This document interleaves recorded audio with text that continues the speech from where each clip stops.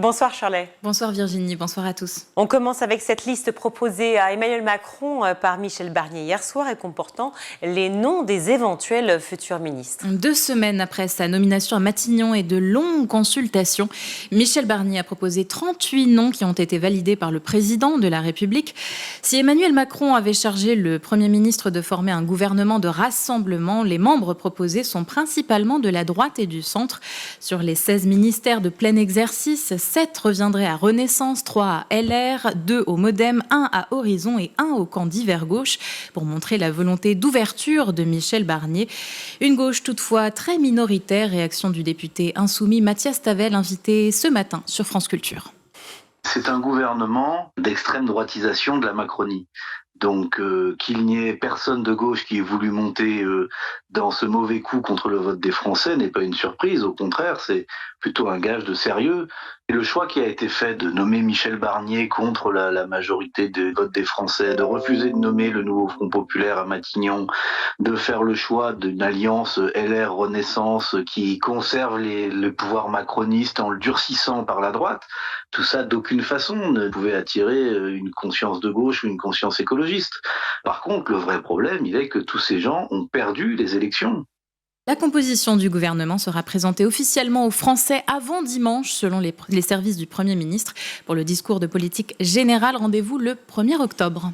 Très attendue aussi, la nouvelle direction pour la prestigieuse école Sciences Po Paris.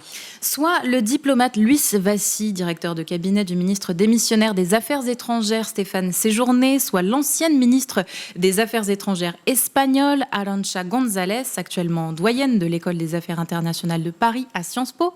Ou bien l'universitaire Rostan Mehdi, directeur de Sciences Po Aix.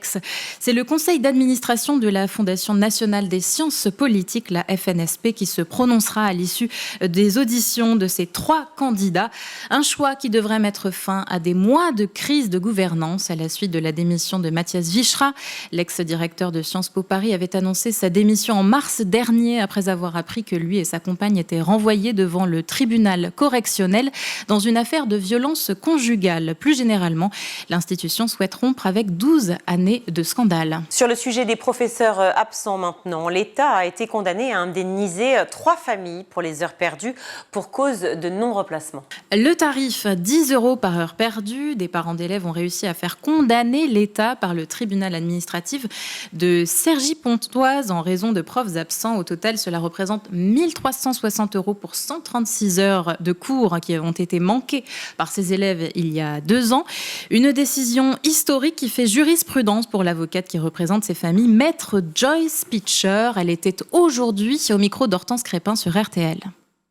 La justification de ce préjudice, c'est que le droit à l'éducation est un droit constitutionnel et donc la justification du préjudice pour les élèves, c'est le fait de ne pas pouvoir bénéficier d'une instruction et donc de ne pas pouvoir accéder à des droits aussi fondamentaux que la liberté de conscience, la liberté de penser, etc. Et donc le tribunal vient nous dire, ce préjudice-là, il est automatique. Cette procédure s'inscrit dans le cadre de l'opération collective nationale #On veut des profs, une opération qui a engagé en 2022 des poursuites contre l'État en divers endroits du pays, près de 400 requêtes dans 20 académies pour obtenir une meilleure organisation du service public en cas d'absence de professeurs. Pour rappel, selon une enquête SNES-FSU, il manque au moins un professeur dans plus de la moitié des collèges et des lycées en France. On part au Havre désormais avec cette ouverture d'une école de la 2e chance dans le quartier Notre-Dame. Un campus prénommé LIVE pour l'Institut des vocations pour l'emploi. Il est présidé par Brigitte Macron et financé par le PDG du groupe LVMH, Bernard Arnault. Tous les deux étaient présents hier lors de l'ouverture officielle. Destinée aux personnes sans emploi depuis au moins 1 an et en recherche d'un nouveau projet professionnel, cette structure vient accueillir sa toute première promotion. 50 élèves âgés de 25 à 62 ans. Chacun sera rémunéré de 1 000 € par mois si pas de revenus et quelques centaines d'euros pour ceux qui touchent le RSA. Au programme de leurs 600 heures de formation, des cours d'anglais, de maths, de prise de parole. Le français sera enseigné par Brigitte Macron elle-même. Mon premier cours sera sur le dénouement de Don Juan. C'est enthousiasmé à la première dame. C'est la 6e structure de ce type en France et 1700 personnes sans emploi ont déjà été accompagnées depuis le lancement de de l'association en 2019. Et pour terminer ce JT, ce sont les journées européennes du patrimoine ce week-end. Oui, et vous pouvez amener vos enfants car la programmation tente de se rajeunir. Si vous habitez en Île-de-France par exemple, voici quelques idées de sortie adaptées aux plus jeunes. Vous pouvez faire un tour du côté de l'hôtel de ville et faire rentrer vos enfants dans le bureau du maire, visiter la bibliothèque, la salle de conseil ou encore les salons d'apparat. Sympa aussi de passer par le musée des arts et métiers. Vos enfants auront droit à une démonstration inédite du pendule de Foucault qui leur permettra de se rendre compte de la rotation de la Terre. Ils pourront même se glisser dans les réserves du musée.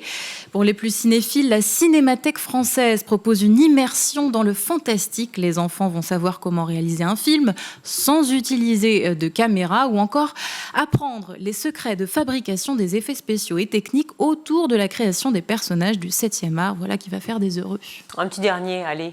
Pour la route, comment ne pas évoquer le musée des Arts Forains dans le 12e arrondissement de Paris. Sur place, les enfants rencontreront un montreur de curiosité chargé d'actionner des instruments de musique mécanique pour les transporter dans une autre époque. Ils auront aussi des étoiles plein les yeux en découvrant certains manèges centenaires. Toutes ces activités sont bien évidemment gratuites et parfois sur réservation. Alors n'hésitez pas à faire un tour sur le site des Journées européennes du patrimoine. Merci beaucoup Shirley.